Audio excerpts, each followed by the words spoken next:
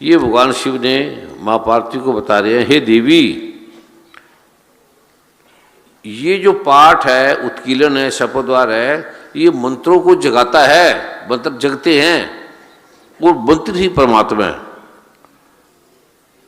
और इसे भक्तिहीन पुरुष को नहीं देना चाहिए, जिसमें भक्ति नहीं है, जो मानते ही नहीं, क्योंकि इसके बाद ही मुक्ति मिलेगी।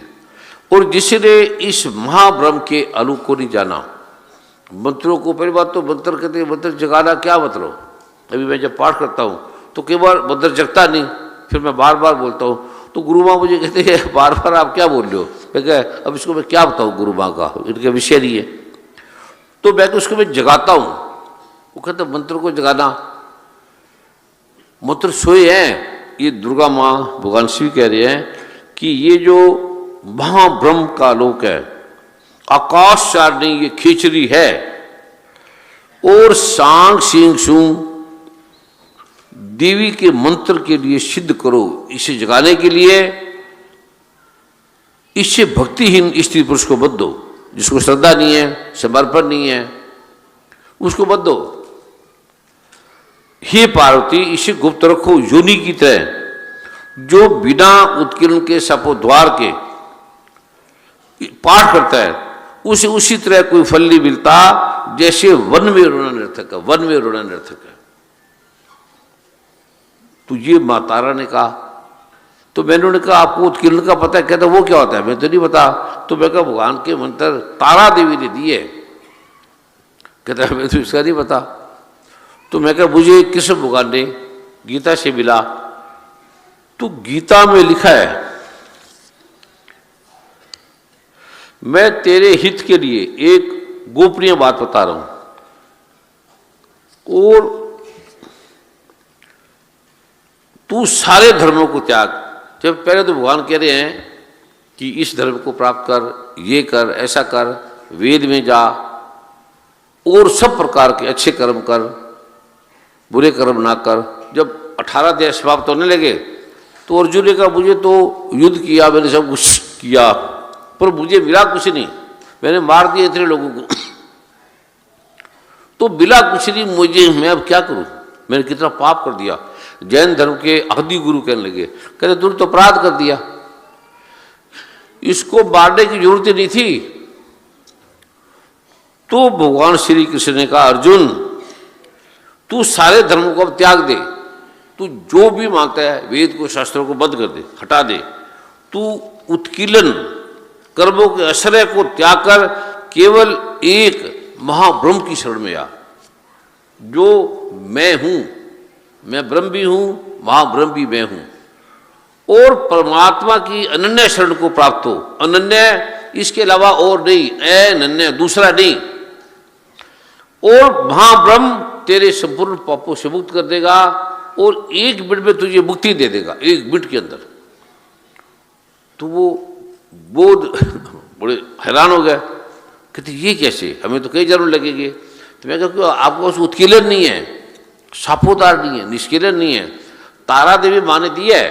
तो आपको बुद्ध भगवान देते थे, बुद्ध भगवान जाति स्मरण के नाम से वो दिया करते थे, ऐसे नहीं देते थे, पहले पिछले जन्म में ले जाते थे। कहते हाँ हाँ ले जाते थे। तारा देवी माँ ने वो मंत्र दिया था। तो कहते वो क्या है? तो मैं कहा अभी तो हम घूमने आए हैं, हमारी बिटिया है रीतु, गुरु माँ है और सेवादार है। बड़ी देर उनसे वार्तालाप हुई, और अगर किसी सेवादार ने रिकॉर्डिंग करी होगा तो वर्मा जी को देगा, उसको वो लिखेंगे। वो कहता अच्छा अद्भुत है। कहता हमने उसमें बड़े जन्म में जन्म तो लगेंगे, अब आपके पास चाबी नहीं है तो ढूंढते रहेंगे, बड़े जन्म लगेंगे। लेकिन जो बुद्ध के पास आते थे, बुद्ध उन्हें जाति समझ कराते थे। तो ये जो आज दिवस है, ये सभी का है, जो महाब्रह्म है उससे बड़ा संसार में कुछ नहीं। महाब्रह्म, ब्रह्म के बारे में भी पता, किसी को ब्रह्म का भी ज्ञान नहीं है। तो महाब्रह्म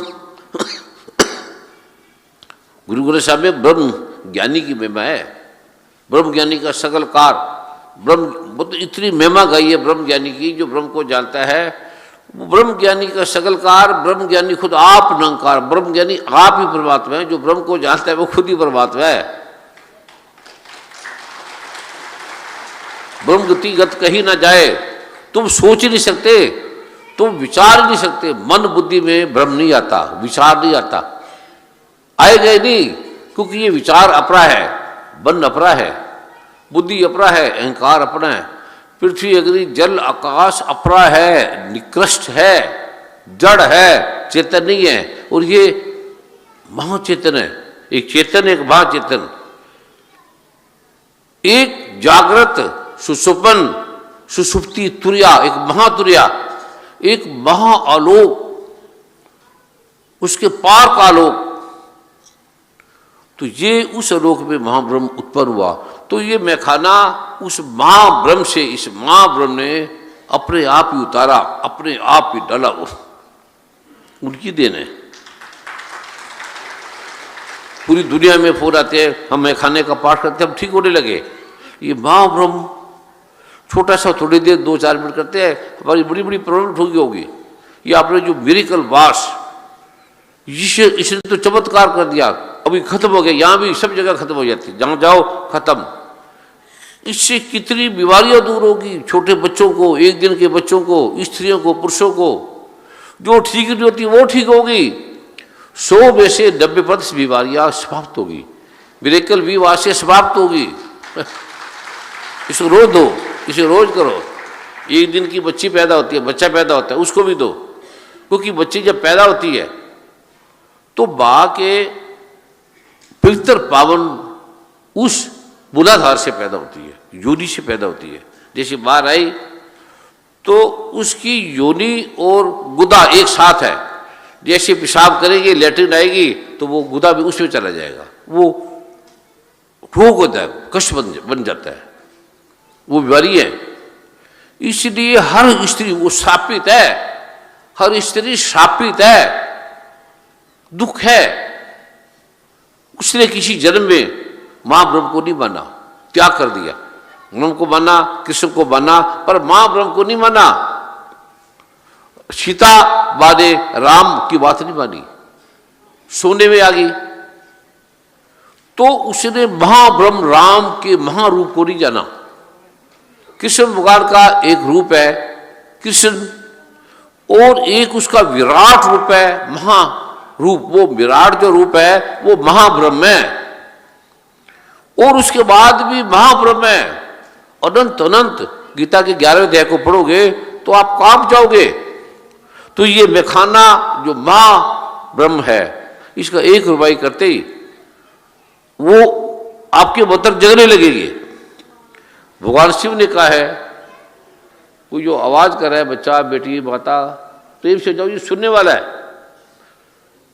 वो बच्चे को माँ को थोड़ा प्रेम से बाहर ले जाए, फिर आपकी जो वृत्ति है वो उसमें खो जाएगी।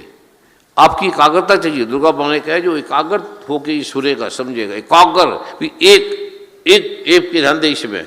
ये जो आपको मिल रहा है ब्रह्म, महाब्रह्म, ये कभी किसी जन्म ने नहीं दिया, ये पहली बार इस युग में दिया जा रहा है, पहली बार।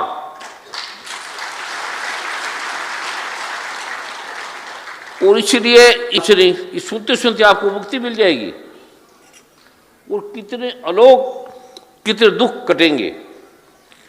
जब आप समागम में आया करो तो मिरेकल वाश से साफ करके अपनी नाभि पे लगाना है, फिर अपने को लगा के फिर जाली में लगा देना। हर स्त्री पुरुष, भगवान शिव कहते हैं, हर स्त्री पुरुष ये लगा के आए, थोड़ा करे तो थोड़ी सी छिड़क दे, वाश कर लिया, इसमें थोड़ी सी 1-2 बूंद जाके इसको और साफ करे। ये पवित्र है। जो मिरेकल वाश है ये महा अमृत है, किडनी के लिए, लीवर के लिए, नाभि के लिए, अंगों के लिए महाअमृत है। ये कोई दवाई नहीं है, ये दिव्य पाश्रय है भगवान शिव ने। और दुनिया के सबसे बड़े सर्जन सुश्रुत ने आयुर्वेद में कहा है कि अगर आपकी कोई बीमारी नहीं ठीक होती तो दिव्य पाश्रय से जाएगी। ये कोई दवाई नहीं है, ये महान ऋषियों की उस स्थलों का जहाँ तपस्या की उसका जल है, पवित्र जल है। उसकी जल की बोतल को बहुत बड़ी कंपनी अमेरिका में जब आया तो बड़े लोग ठीक हो गए। तो वो 5 लाख